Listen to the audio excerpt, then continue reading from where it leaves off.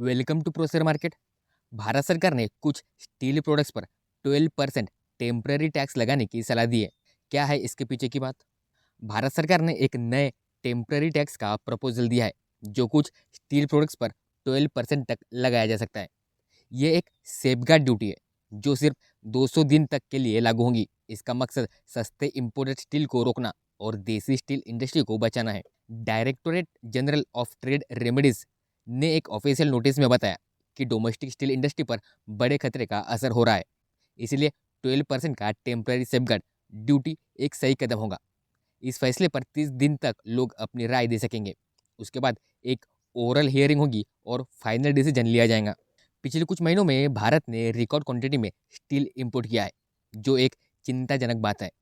भारत, जो दुनिया का दूसरा सबसे बड़ा क्रूड स्टील प्रोड्यूसर है, इंपोर्टेड स्टील का नेट इंपोर्टर बन चुका है।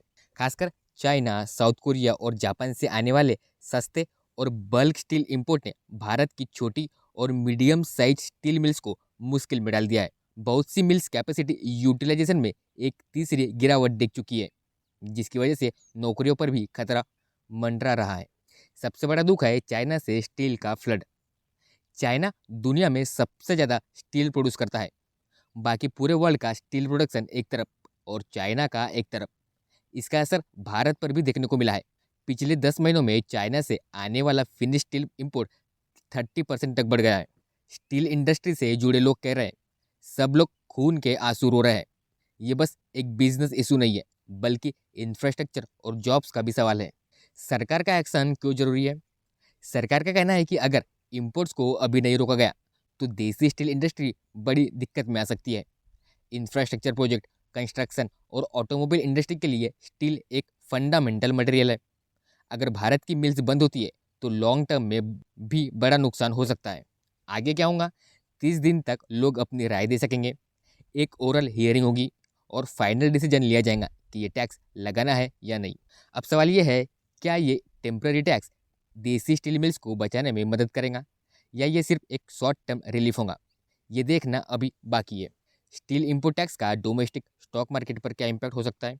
सबसे पहला, स्टील इंपोर्ट टैक्स लगने की क्या सोचें?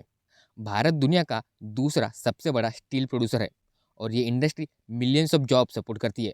लेकिन सस्ते इंपोर्टेड स्टील की वजह से डोमेस्टिक स्टील मैन्युफैक्चरर काफ़ी प्रेशर में है, खासकर चाइना और रशिया से आने वाले चीप स्टील इंपोर्ट्स की वजह से। सरकार ने 12% का इंपोर्ट टैक्स लगाने का प्रपोजल दिया है, जिससे लोकल स्टील प्रोड्यूसर को प्रोटेक्शन मिल सके और ट्रेड डिफिसिट भी कम हो। इस डिसीजन का सबसे बड़ा फायदा Tata steel, JSW steel, SAIL जैसे बड़े प्लेयर्स को होगा, जो इंडियन मार्केट में बेहतर कंपटीशन कर सकेंगे। ये स्टेप आत्मनिर्भर भारत इनिशिएटिव को भी स्ट्रॉन्ग करेगा। Short term impact, profit margin बढ़ेंगे। स्टील पर ड्यूटी लगने से इंपोर्टेड स्टील महंगे हो जाएंगे। इस वजह से डोमेस्टिक स्टील प्रोड्यूसर के लिए डिमांड बढ़ सकती है। जब कंपटीशन कम होगा तो प्रॉफिट मार्जिन भी इम्प्रूव होगा। स्टॉक मार्केट में स्टील स्टॉक अपसाइड रैली कर सकते हैं। टाटा स्टील, जेएसडब्ल्यू स्टील और सेल जैसे कंपनीज के स्टॉक तेज भाग सकते हैं, क्योंकि इन्वेस्टर ये समझेंगे कि स्टील इंडस्ट्री की प्रॉफिटेबिलिटी इंप्रूव होगी। स्टील स्टॉक का ऊपर जाना पूरे मार्केट सेंटिमेंट को भी पॉजिटिव कर सकता है, खासकर मैन्युफैक्चरिंग और इंफ्रास्ट्रक्चर सेक्टर के लिए। कैपिटल इन्वेस्टमेंट भी बढ़ेगा। जब स्टील डिमांड बढ़ेगी तो कंपनीज अपनी प्रोडक्शन कैपेसिटी बढ़ाने के लिए नए इन्वेस्टमेंट कर सकती है। टेक्नोलॉजी अपग्रेड और एक्सपेंशन भी हो सकता है, जो लॉन्ग टर्म ग्रोथ के लिए एक अच्छा सिग्नल है। Long term impact, steel industry के लिए एक बड़ा मौका है या रिस्क? स्टील इंडस्ट्री का फ्यूचर ग्रोथ, अगर ये इंपोर्ट टैक्स परमानेंट हो जाता है तो देसी स्टील इंडस्ट्री को और ज़्यादा ग्रो करने के चांस मिलेंगे। कंपनीज अपने प्रॉफिट को नए प्रोजेक्ट और एक्सपेंशन में इन्वेस्ट कर सकते हैं, जो सेक्टर के लिए बेनिफिशियल होगा। साथ ही फॉरेन इन्वेस्टर भी भारत के स्टील सेक्टर में पैसा लगाने में इंटरेस्टेड हो सकते हैं। लेकिन एक बड़ा रिस्क भी है। जब कंपनीज प्रोटेक्शन जोन में आ जाती है तब कई बार इनोवेशन और कॉस्ट एफिशिएंसी पर ध्यान कम हो जाता है। अगर डोमेस्टिक स्टील प्रोड्यूसर कॉम्प्लेसेंट हो गए तो ग्लोबल मार्केट में उनकी कम्पिटिटिवनेस खत्म हो सकती है। Consumer goods and manufacturing industry का नुकसान, rising input cost. Manufacturing sector के लिए खतरा। स्टील, ऑटोमोबाइल, कंस्ट्रक्शन, इंजीनियरिंग और कंज्यूमर गुड इंडस्ट्री का एक मेजर रॉ मटेरियल है। अगर स्टील महंगा होगा तो मैन्युफैक्चरर के प्रोडक्शन कॉस्ट बढ़ सकती है।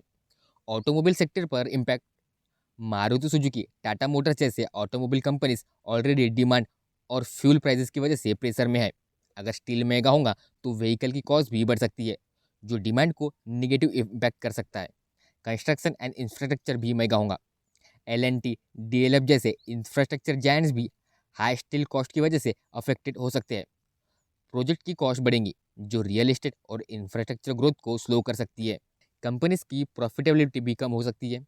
स्टील के महंगे होने से प्रॉफिट मार्जिन कंप्रेस हो सकते हैं, जो कंज्यूमर गुड्स और कंस्ट्रक्शन सेक्टर के स्टॉक के लिए निगेटिव इम्पैक्ट हो सकता है। इंपोर्टर्स और कंज्यूमर के लिए इंपोर्टेड स्टील महंगा होगा। छोटी और मीडियम साइज मैन्युफैक्चरर जो चीप स्टील इंपोर्ट पर डिपेंडेंट है, उनके लिए ये टैक्स कॉस्ट इंक्रीज करेगा। ये उनकी प्रॉफिटेबिलिटी और ऑपरेशन पर प्रेशर डाल सकता है। ट्रेड बैलेंस और ग्लोबल इम्पैक्ट। जब इनपुट कम होंगे तो इंडिया का ट्रेड बैलेंस इंप्रूव हो सकता है, लेकिन ग्लोबल मार्केट में भारत की पोजीशनिंग पर भी इम्पैक्ट पड़ सकता है।